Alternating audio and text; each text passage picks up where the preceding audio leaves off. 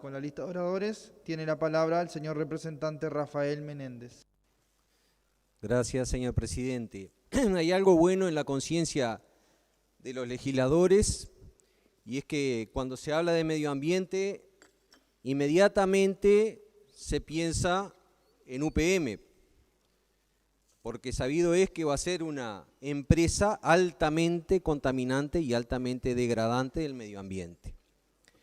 Sin duda, la creación del Ministerio de Ambiente crea expectativas en todos aquellos a los que nos preocupa el tema medioambiental. Longevidad, felicidad y medio ambiente constituye la agenda de países del primer mundo. Y no habrá longevidad ni felicidad sin medio ambiente. Eso nos ha intentado mostrar la naturaleza, una pequeña partícula viral que ha permanecido quiescente por quien sabe qué tiempo se manifiesta ante la ruptura de los equilibrios cada vez más frágiles entre el ser humano y el medio ambiente. Sin importar quiénes han sido cuidadosos del mismo y quiénes no. Socializa una epidemia que ataca sin respetar fronteras por la sencilla razón que el medio ambiente es uno solo. Y si no capitalizamos ese aprendizaje, tal vez en muy poco tiempo nos azotará otro virus, otra bacteria o cualquier otro microorganismo. Y eso es lo más probable. Por lo tanto, pese a que no nos demos cuenta, cuando se instala una pastera en Uruguay, la repercusión sobre la calidad de las aguas, por ejemplo, tarde o temprano afectará a todo el planeta. Claro que quienes lo hacen, que no viven en Uruguay y que además tienen sus hijos en otro país, por ejemplo, saben que las repercusiones medioambientales tardarán un poco más en llegar. El calentamiento global, por ejemplo, a uno de los últimos países que va a dañar es a Rusia. Incluso hasta en una primera etapa se podría ver favorecida destinando parte de sus tierras hoy cubiertas bajo nieve a la agricultura y así satisfacer las necesidades de los países que primeramente sufrirán los efectos del calentamiento global. Podemos realizar cualquier acción sobre el medio ambiente, lo que no podemos evitar son las consecuencias. Pero la naturaleza es tan sabia que el medio ambiente siempre intentará el equilibrio, aún sin la población en la faz de la Tierra.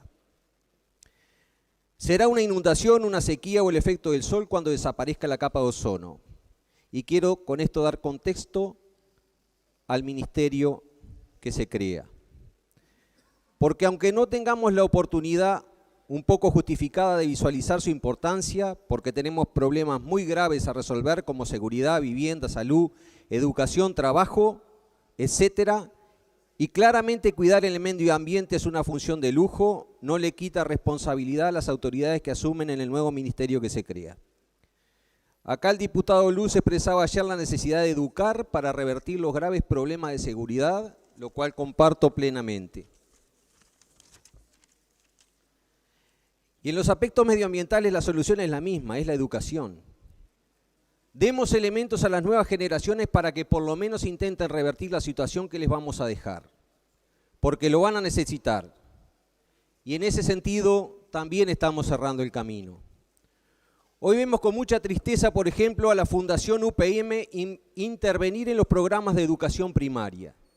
No solo intentan convencernos a través de la publicidad a los adultos que la producción de celulosa no es tan mala, cuando sus propios compatriotas en Finlandia se lo prohíben, sino que intentan asegurarse de que las futuras generaciones convaliden su accionar, ayudados en connivencia con las certificadoras que ellos mismos pagan. Financian proyectos de mejora de calidad de agua aportándoles algunos pesos, mejorando alguna escuela. Tan luego proyectos de calidad de agua cuando van a verter 107 millones de litros de efluentes por día, todos los días. Seguramente ninguno de los CEO de estas grandes corporaciones va a llevar un día a ningún grupo de escolares para tomar frente a ellos un vaso de aguas del Río Negro, aguas abajo de su vertedero, ni siquiera se van a bañar en sus aguas. Y esto me preocupa mucho más que la contaminación que provocan, porque ahora es la contaminación de la intelectualidad de un niño. Trasladan la lucha hacia un terreno que debiera estar vetado. Están trabajando en la psiquis de escolares para validarse socialmente y que esas mentes no opongan la resistencia que hoy unos pocos hacen. Por lo tanto, arduo trabajo deberá encarar este nuevo ministerio porque de las acciones educativas que articulen el presente dependerá el éxito o fracaso del mismo en el futuro.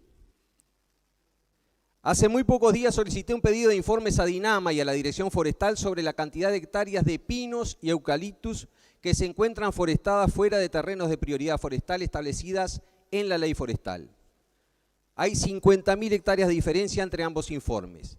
Solicité también información sobre cuántas hectáreas en proyectos forestales de menos de 100 hectáreas hay forestadas en nuestro país, ya que los proyectos forestales de menos de 100 hectáreas no pasan por la DINAMA.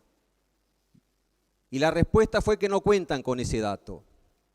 Y esas son cosas muy graves que vienen sucediendo hace muchos años, porque como me dijo un amigo forestal, nos cansamos de forestar de a 99 hectáreas, que no pasan por la DINAMA, que las jopean.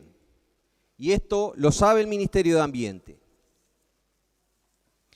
Nos preocupa sobremanera que desde otros ámbitos relacionados, y me refiero a la Dirección Forestal, se hayan vertido conceptos falaces, los que debería salir a refutar categóricamente el nuevo ministerio, que es la autoridad máxima que tenemos hoy en temas medioambientales.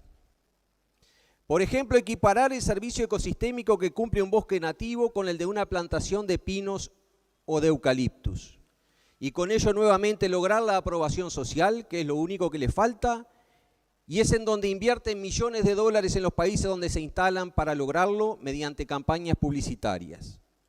Un cultivo donde todas las especies son iguales y de la misma edad jamás puede ser un bosque. Nos indignamos cuando vemos la tala de árboles en el Amazonas, y está bien que así sea. El tema que hay que entender es que nuestro Amazonas es el ecosistema de la pampa. Sus pastizales naturales, flora y fauna, han sido la base para el desarrollo de la actividad ganadera. Para plantar una hectárea de árboles, el ecosistema de la pampa es destruido, desertizado por las empresas forestales. Cambios en el pH, disminución del agua en las capas freáticas del suelo, erosión, compactación, pérdida de biodiversidad animal y vegetal. Al ser humano se le simplifica mucho en la toma de decisiones el estudio de índices o de indicadores. Yo diría que casi sobre cualquier actividad humana en el presente se puede determinar un índice, una correlación entre la acción y el impacto que ello crea. Y espero que no muy lejos en el tiempo este nuevo ministerio establezca un índice entre actividad productiva y costos y beneficios sociales, económicos y medioambientales para estas y para futuras generaciones.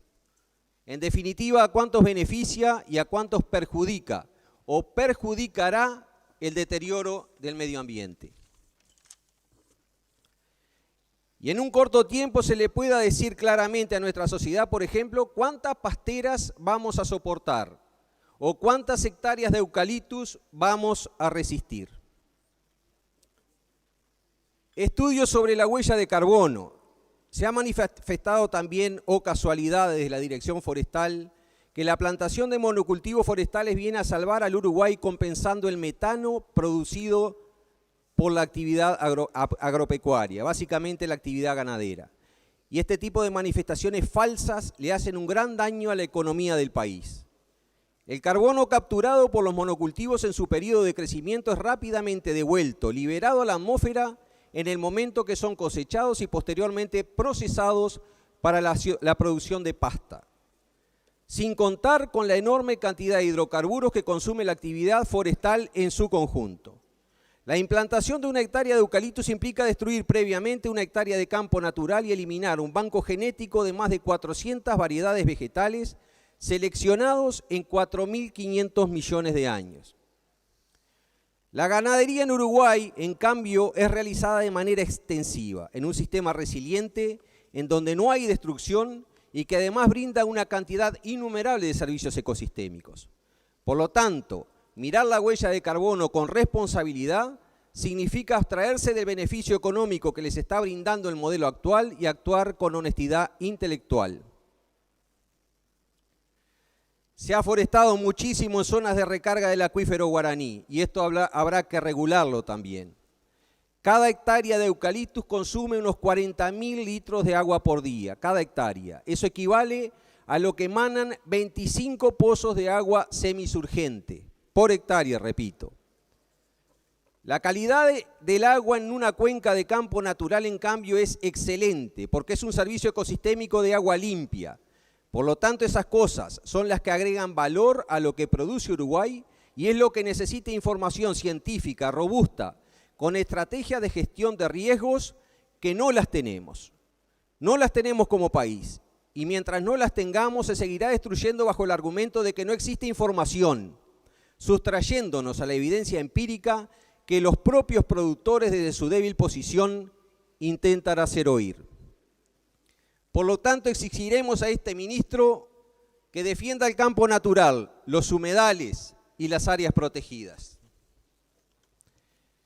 Los vertederos, los controles de agua, el efecto del sobrepastoreo, el manejo de los efluentes, la tala de bosque indígena, en fin, una enorme cantidad de acciones de las cuales esperaremos resultados. Y le vamos a dar nuestro crédito a este ministerio, pero no un cheque en blanco.